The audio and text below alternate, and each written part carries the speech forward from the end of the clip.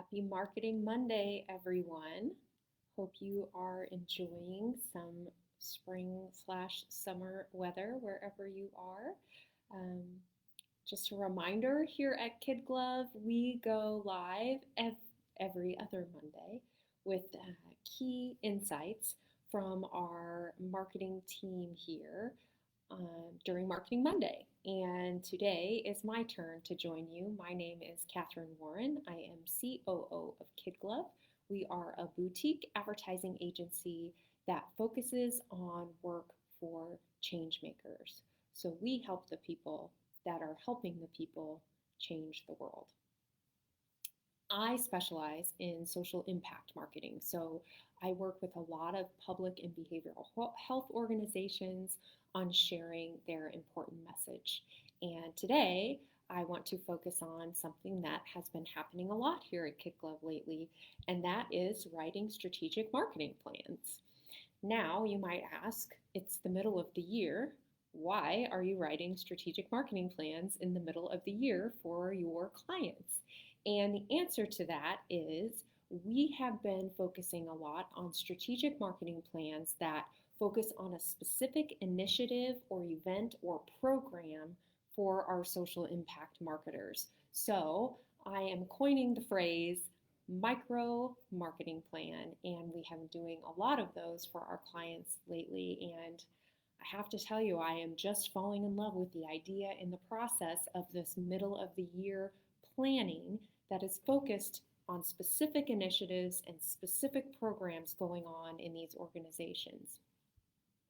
Why are micro marketing plans a good idea for social impact marketers? They're a good idea because it allows you to do a really deep dive and sort of go under the hood for any initiative you have that is going to make key progress in your organization or that deserves special recognition. It allows you to do what any good strategic marketing plan does, and that is think about your goals. Why? What is the why behind what you're doing, or this initiative that you're kicking off, or this awareness that you need to create? So it allows you to really dial into what are your goals and objectives for this program?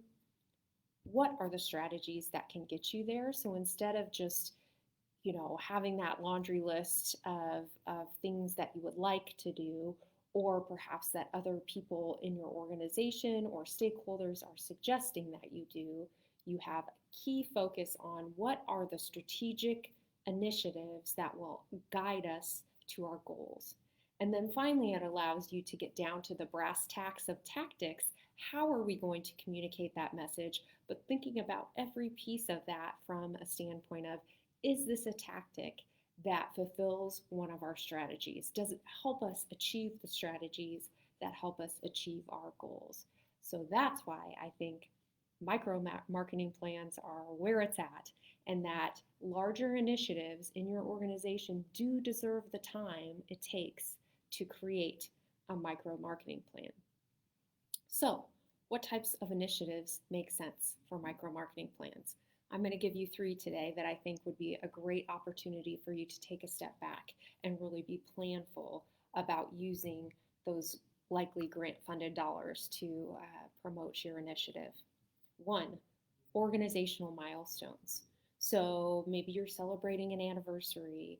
Maybe you are partnering with another big organization in town. Those types of events warrant a marketing plan. And the reason for that really is that a 25th anniversary is a big deal to you and a big deal to your organization. However, to the public, it's interesting. It shows your longevity, but it's not really the why behind why you do what you do.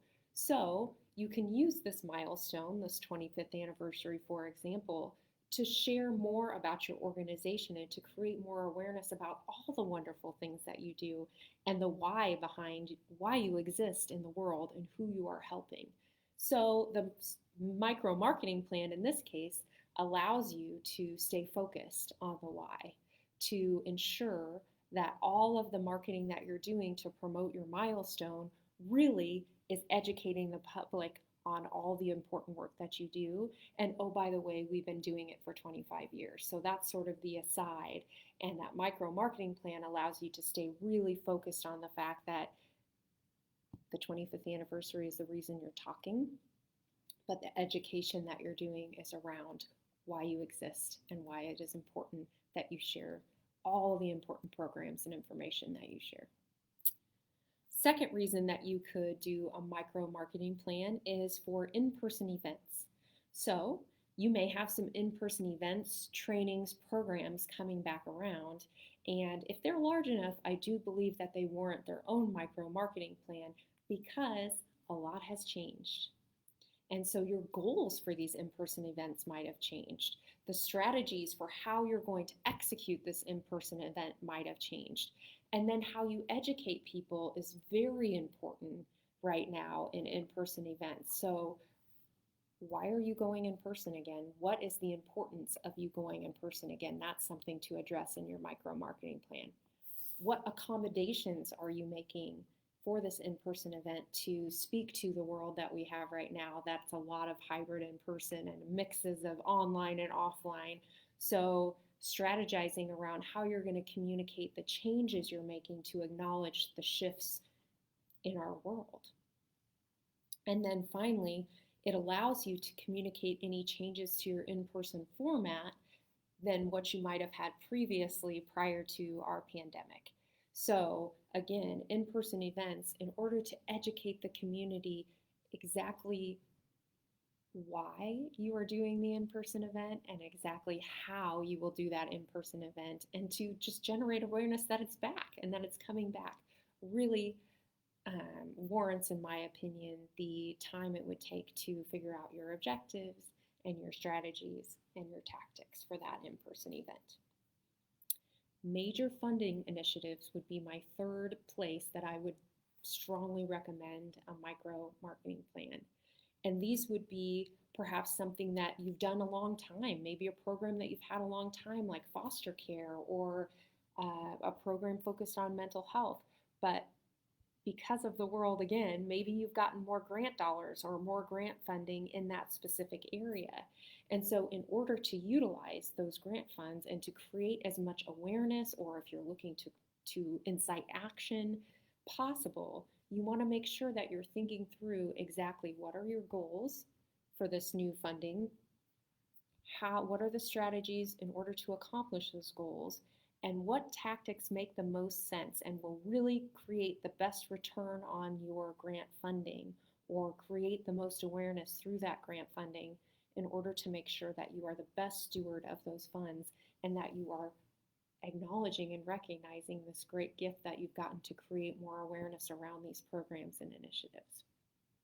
So those are three places where I think a micro marketing plan makes a lot of sense: organizational milestones, in-person events, and any new major funding you've gotten for one of your programs. And again, these micro marketing plans are your chance to take a step back and really think through the best way to make the use of your funding. Also, it'll probably save you a lot of time in the long run, because it will save a lot of stopgap decision making as you're going along, or lots of knee-jerk decisions that you have to make. It could also save a lot of time pivoting if you don't have that plan and you perhaps choose a direction that doesn't work as well as you thought it would. So saves you time, allows you to be thoughtful, allows you to make the best use of those grant dollars. So with that, I will leave you to write your micro marketing plans for your big initiatives, for your social impact agencies. If you'd like to learn more about Kid Glove, you can do that at kidglove.com/social impact to learn about all the things we're doing in this arena. And hope you have a wonderful rest of your Monday. Thanks very much. Have a great day.